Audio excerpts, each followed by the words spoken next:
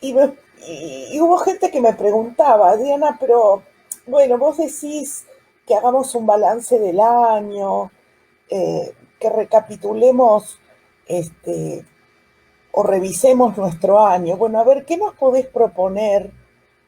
¿Cómo lo podemos hacer? Porque suena fácil cuando vos lo decís, pero ¿cómo lo hacemos? Entonces,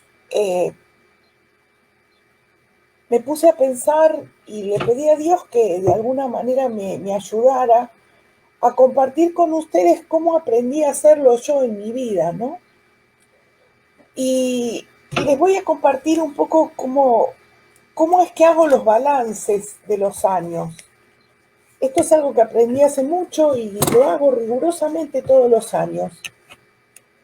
Básicamente trabajo con 5 puntos.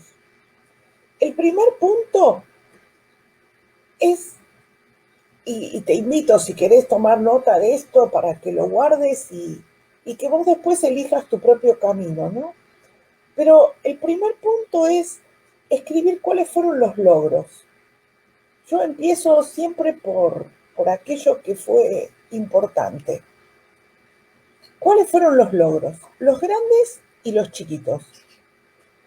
A veces no le damos importancia a los logros chiquitos, a eso que nos pasó, que, que como fue chiquito no le damos la importancia que tenía.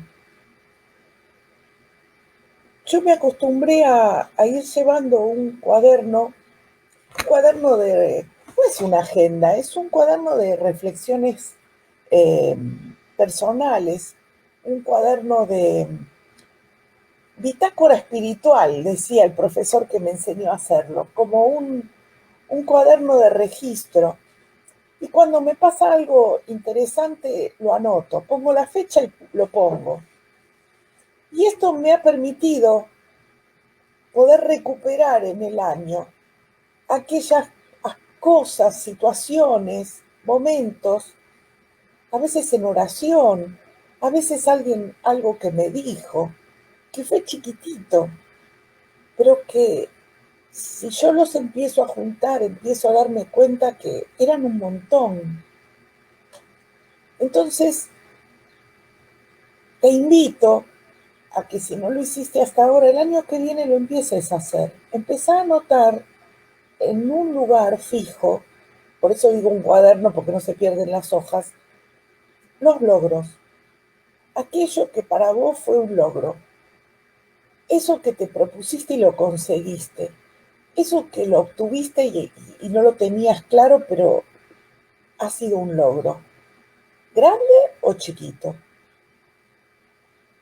El segundo punto son los aprendizajes del año, es decir, hacer una lista de los aprendizajes del año. Cuando yo estoy hablando de balance, no estoy hablando de ese cuadernito, estoy diciendo que ese cuadernito lo miro para yo empezar a armar estos 5 puntos.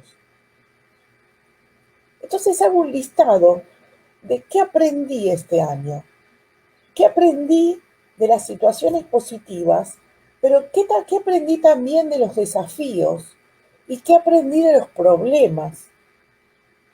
Es decir, poder identificar, porque empiezan a aparecer cuando hablo de aprender un montón de situaciones que de repente fueron como las lecciones del año, ¿no?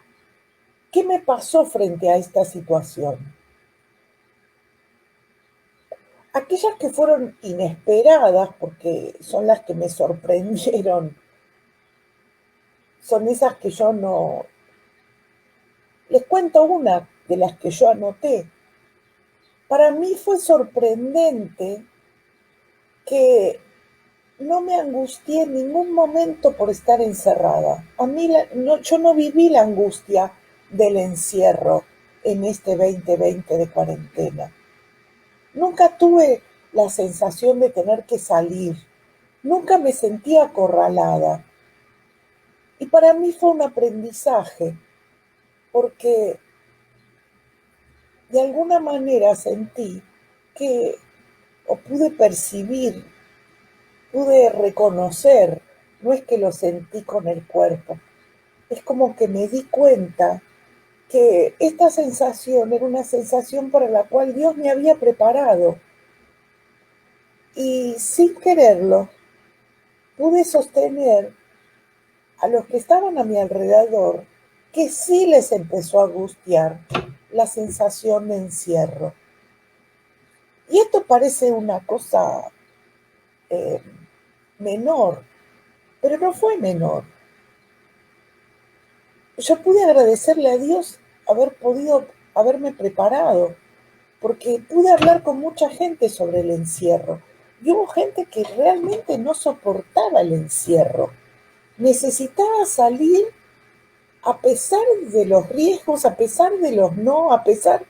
Y yo me encontré hablando con mucha gente sobre lo que significaba eh, el encierro, pero que lo pudieran dimensionar como un cuidado. Pero esto lo pude reconocer como un gran aprendizaje. Y el mayor aprendizaje fue darme cuenta que yo había sido preparada para esa función. Así que dentro de las lecciones del año, hubo lecciones, yo no voy a decir que no fueron amargas, no voy a decir que no fueron tristes o dolorosas, porque tuve que aprender a despedir a mucha gente muy querida también. Y eso también es una lección, dejar ir, pero dejar ir en lo corporal, no dejar ir en el corazón. Así que los logros, los aprendizajes. El tercer punto es también un listado. Este listado es un listado que yo le llamo el listado de los pendientes. El listado de los pendientes tiene que ver con los proyectos, con las ideas, con los objetivos, con cosas que nos faltaron terminar, que quedaron como a mitad de camino, cosas que de repente las tuve pendientes todo el año y no las concreté. Encontré una y se las comparto. Nosotros acá a una cuadra tenemos una preciosa laguna natural que tiene un hermoso, eh, no tan hermoso porque está medio roto, pero como para ir a caminar alrededor de esa laguna natural. Y hay patos, y a mí me encanta ir a ver a los patos. Ir a dar una o dos vueltas no me cuesta nada, estoy a una cuadra. Es cierto que a veces acá hay unos vientos horribles o el tiempo es difícil. Y todos los días me levanto con la idea de ir. Y he ido muy pocas veces y me haría muy bien caminar. Y lo puedo hacer. Sin embargo, a veces me falta esa fuerza de voluntad para poder ir a dar la vuelta, ir a dar esa caminata de una, dos, tres vueltas diarias. Y eso lo tengo como pendiente. Es decir, esa posibilidad de ir a hacer esa mínima actividad física que ya mi cuerpo lo está necesitando, además de la cantidad de horas que uno está conectado. Así que cuando escribas los pendientes, describí en qué etapa está, si es que el proyecto está avanzado, si la idea o el objetivo, por qué no se concretaron o finalizaron, y qué otra información de interés le podés agregar cuando estás hablando de eso que te quedó pendiente. Bueno, yo descubrí este pendiente y me pongo firmemente y le pido a Dios que me asista y ya me preparé las zapatillas y me preparé el equipo y quiero, aunque sea 2 vueltas diarias, proponerme hacer, por lo menos en este tiempo de verano.